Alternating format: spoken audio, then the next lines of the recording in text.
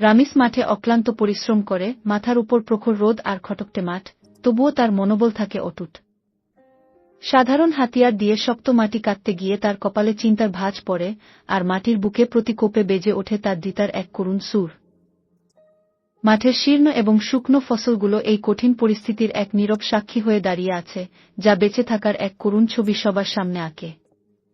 তার মুখের উপর চকচক করা ঘাম যেন অসংখ্য কঠিন বাধার মুখেও তার অবিচল ত্যাগ এবং হার না মানা মানসিকতার এক জীবন্ত প্রমাণ।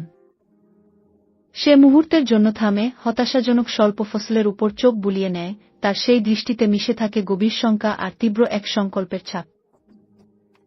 গভীর হতাশার মাঝেও তার দুই চোখে ফুটে ওঠে হার না মানা ভাব, যেন এই বন্ধা জমিতেই আবার নতুন করে প্রাণ ফিরিয়ে আনার এক নীরব প্রতিজ্ঞা। গ্রামের আবছা আলোয় ভরা পাঠাগারে রামিস পুরনো একটি কৃষি বইয়ে মগ্ন হয়ে আছে, গভীর মনোযোগের কারণে তার কপালে স্পষ্ট ভাঁজ পড়েছে। সে সেচ ব্যবস্থার জটিল নকশায় আলতো করে আঙুল বোলায়, তখন তার মুখে ফুটে ওঠে আসন্ন পরিবর্তনের এক নীরব প্রতিচ্ছবি।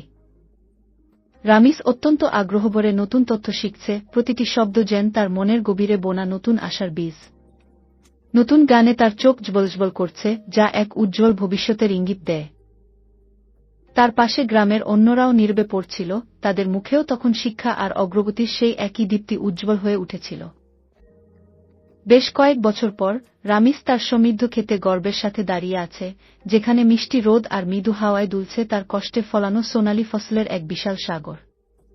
তার উদ্ভাবনী কৃষি পদ্ধতি এই জমিকে আমূল বদলে দিয়েছে, যা আজ তার কঠোর পরিশ্রম এবং একাগ্রতার এক জীবন্ত প্রমাণ হয়ে দাঁড়িয়ে আছে।